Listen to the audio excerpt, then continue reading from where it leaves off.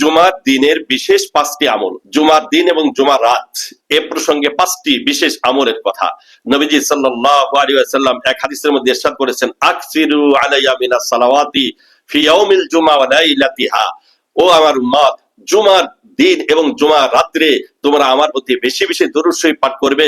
ফাইন্না সালাতাকুম মা'রুজাতুন আলাইয়া, যেহেতু তোমাদের দরুদ শরীফ আমি পয়গম্বরের নিকট পৌঁছানো হয়।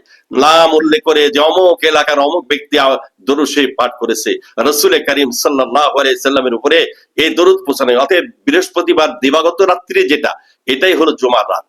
এই জুমার রাত্রি এবং শুক্রবার সূর্য অস্ত যাওয়া পর্যন্ত আমাদের আমল থাকবে চলতে ফিরতে হাঁটতে বসতে সব সময় জবানে দরুদ শরীফ।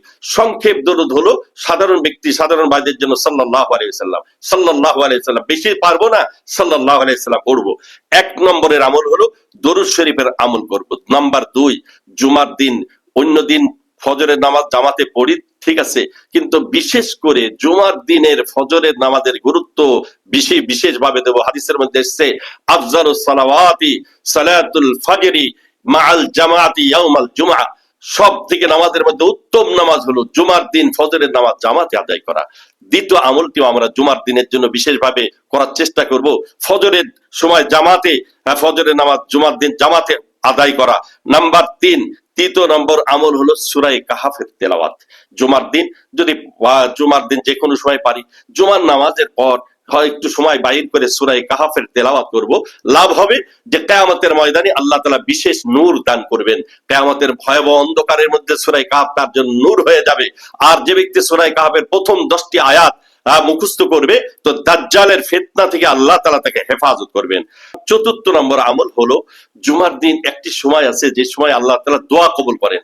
সেই সময়টির ব্যাপারে অধিকাংশ উলামায়ে কেরাম আইম্মায়ে কেরাম ইত্তেফাক বাদা সালাতিল আসর ইলা গুরুবিশ শামস, যে আসরের পর থেকে নিয়ে সূর্য অস্ত যাওয়া পর্যন্ত এই সময় যে দোয়া করা হয় সে দোয়া কবুল হয়। এজন্য ওই সময় আমরা দোয়া মানে বিশেষভাবে দোয়া করব। আর 5ম নম্বর আমল হলো জুমার বিশেষ আমল। সেই আমলটি হলো লম্বা একটি হাদিস এসেছে, যে মান গাসালা ওয়াক্তাসালা ওয়া বাক্কারা ওয়াবতাকারা, যে ব্যক্তি উত্তম পন্থায় গোসল করলো, সকালে সকালে মসজিদে গেল এবং যাওয়ার সময় পায়ে হেঁটে গেল, ওয়ালাম ইয়ারকাব, সাওয়ার হলো না, কোনো যানবাহনে সাওয়ার হলো না, ওয়াদানা ওয়াস্তামা, একবারে ইমামের নিকটে যেয়ে বসলো। এই 4টি শর্ত মানে পুরা করে কোনো ব্যক্তি যদি মসজিদে যায়, এক তো হলো উত্তম পন্থায় গোসল করা, 2 নম্বর হলো যাওয়ার সময় যানবাহনে সাওয়ার না হওয়া, অনুরূপ ভাবে সকালে সকালে মসজিদে অর্থাৎ আগে আগে মসজিদে যাওয়া, আর 4র্থ নম্বর শর্ত হলো ইমামের নিকটে যে বসলো এবং সে কোনো প্রকার বেহুদা কার্যকলাপের মধ্যে লিপ্ত হলো না। তো নবীজি সাল্লাল্লাহু আলাইহি ওয়াসাল্লাম বলেন, ওই ব্যক্তির পায়ে হেঁটে যেতে যে কদম ব্যবহার হয়েছে, প্রত্যেকটি কদমের বিনিময়ে 1 বছর নফল ইবাদতের সওয়াব, 1 বছর নফল রোজার সওয়াব আল্লাহ তাআলা তার আমলনামায় লিখে দেবে। অতএব জুমার দিন এই 5টি বিশেষ আমল আমরা করার চেষ্টা করব। 1 নম্বর হলো বেশি বেশি দরুদ শরীফ পাঠ করা, 2 নম্বর ফজরের নামাজ জামাতে আদায় করা, 3 নম্বর হলো সূরা কাহাফের তেলাওয়াত করা, 4 নম্বর হলো আসরের পরে বিশেষভাবে দোয়া করা, আর 5 নম্বরের আমল হলো জুমার সময়ের বিশেষ আমল, অর্থাৎ এই আমলটি করব, আগে আগে মসজিদে যাব, পায়ে হেঁটে যাব, ইমামের নিকটে বসবো, কোনো অনর্থক কথা বলবো না। তবে আল্লাহ তাআলা 1 বছরের মানে নফল রোজা, 1 বছরের নফল ইবাদতের সওয়াব আল্লাহ তাআলা আমলনামায় লিখে দেবে।